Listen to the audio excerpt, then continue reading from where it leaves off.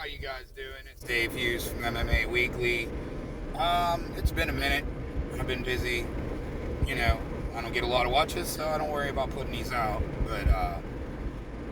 So since I've left, Usman lost his title to Leon Edwards in a fluke. Let's face it, if you watch the fight, Usman controls the fight. The first round, I think Edwards surprised him a little bit with any kind of wrestling skills and took Usman down, took his back. Looked like he had the fight. Then the second, third, fourth round, Usman simply dominated the man.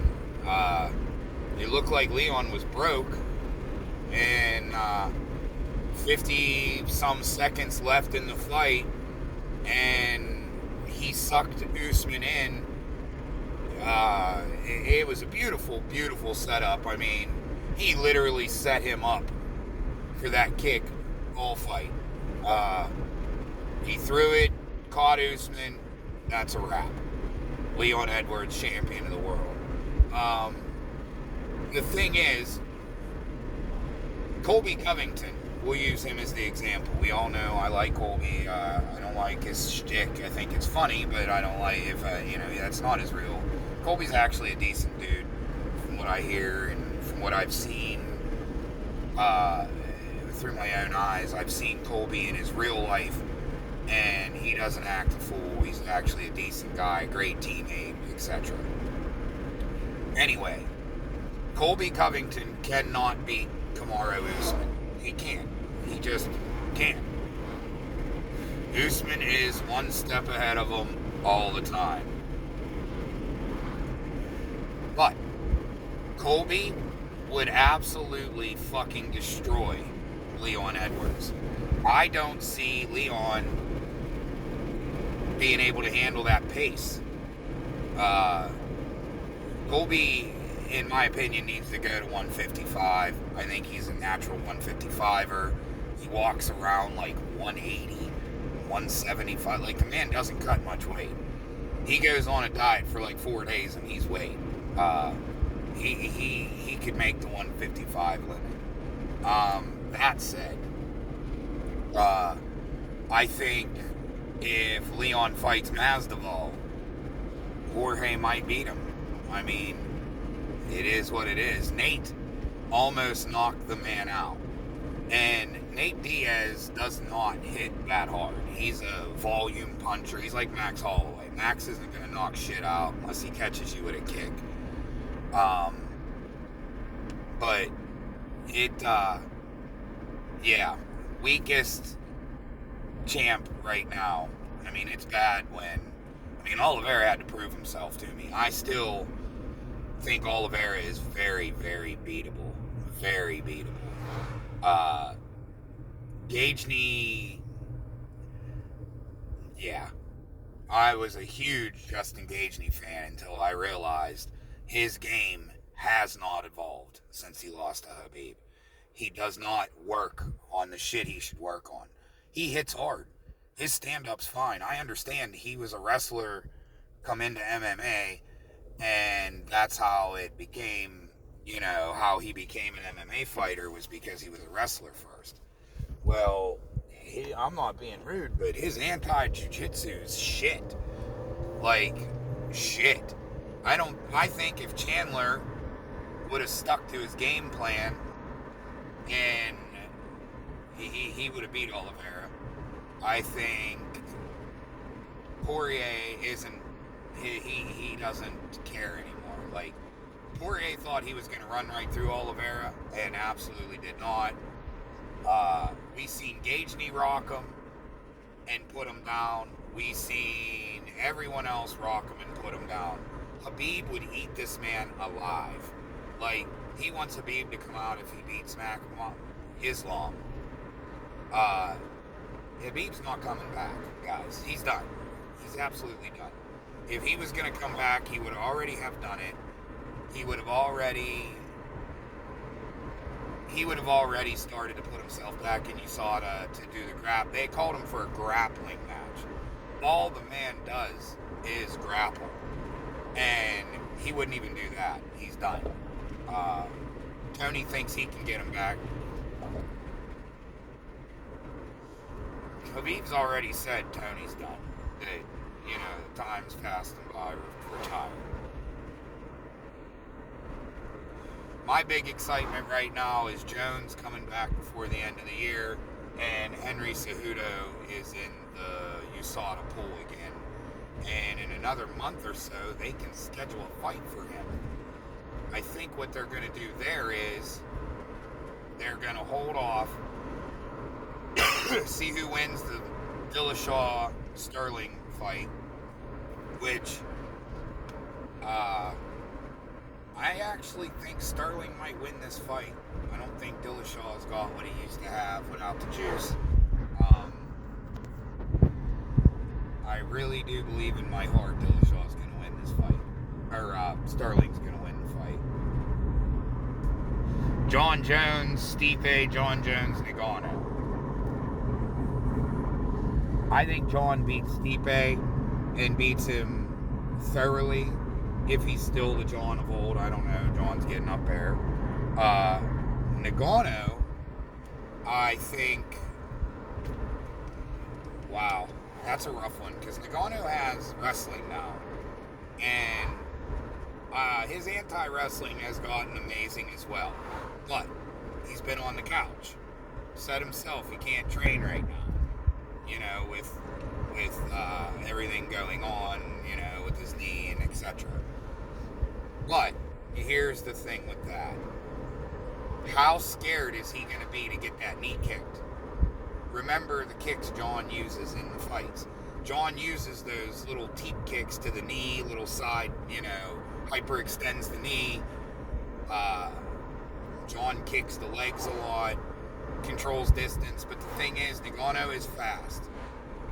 Everybody talks about his power. They don't want to talk about how fast Nagano is. That said, anyone can be caught, including the GOAT. But if Jon can squeak out a victory, take the man down, do what Stipe did, be able to you got to take a shot to take him down. He's going to be waiting for it. And Jon becomes the heavyweight champion of the world and does it clean. Can you deny him the greatest of all time? He did it clean this time. He won the title clean. He's like the most tested man in the USADA pool, which as well he should be.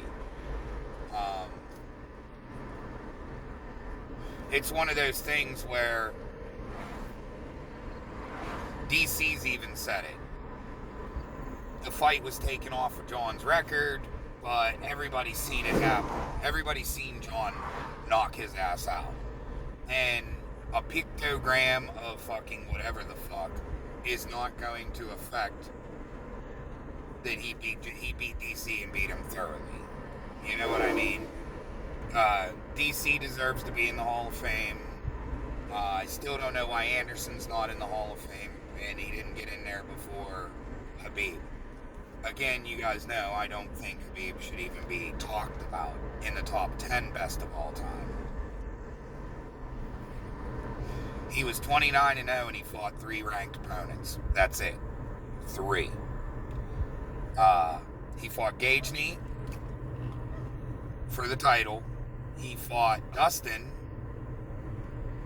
And let's see, who else did he actually beat? Conor. A coming off the couch Conor. So, was Conor even ranked when he fought him? So that said, 2 ranked opponents, not even 3. Khabib's not up there. He never fought any. He never fought Oliveira. He never fought. There's a lot of lightweights. He never fought Paul Felder. He never fought. I mean, Paul Felder is a different kind of animal because Paul Felder has great defense, and he don't care if you take him down. Oliveira, that jiu-jitsu, he could have caught Khabib. I think that could have been a hell of a money-making trilogy if Khabib could have stuck around. But now I'm going to move on to today. Last night, the weigh-ins. Tony Ferguson's fighting Li Jinlong, or however the fuck you said, the Leech.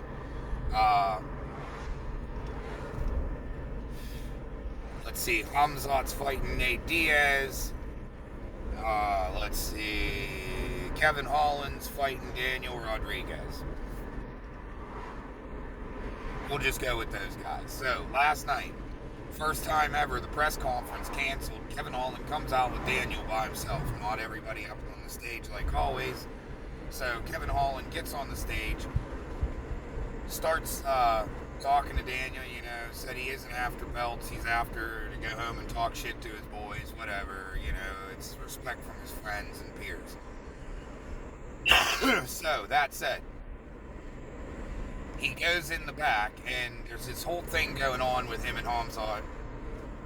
He called Hamzat a fake gangster, and these are kids, okay? These guys are children. Gangsters? Really? That's what the fuck you guys are fighting over. If you're gangsters. You're not fucking gangsters. You're MMA fighters. You're warriors. You're fucking gladiators. I'll accept any of these terms. But gangster, fucking for real gangster. You want to be a gangster. Why is it everybody in the world is never happy with what they are?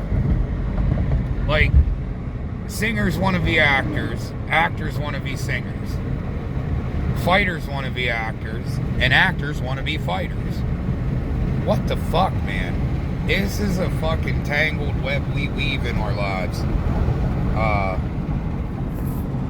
I don't know what's going to go on. I don't think Dana's going to cancel any fights. Like he said, and this is one thing I do like about Dana. This is the fight business. This shit will happen. There's a lot of tempers. They're cutting weight. What happened, I guess, is Kevin Holland talking shit that Hamzat only is like that when there's cameras around. Like, I kill everybody. That whole spiel that he does, he's only like that when there's cameras around. When there's no cameras, he's like Colby Covington. It's a shtick. Well, Hamzat didn't like that he called him a fucking fake gangster and made a comment about how they wear makeup and shit for the camera. Yeah. This is what these men, grown-ass men, are fighting about. Then, after the whole Kevin Holland, Hamzat bullshit goes on, then Nate Diaz's crew shows up 57 people deep. 50 people deep. Well, Hamzat had 30-some, 40-some guys there. So, of course, water bottles go flying. An ex-fighter that's a trainer now, Tiki I can't remember his name. But Tiki something or other took a couple water bottles to the head and everything else. So, all this said, the fight, they're still on, but, Nate pretty much, they asked him, how'd you prepare for this? And he said, I didn't. I'm done preparing. If he beats me, I don't care. It's kind of like the pin me, pay me kind of thing,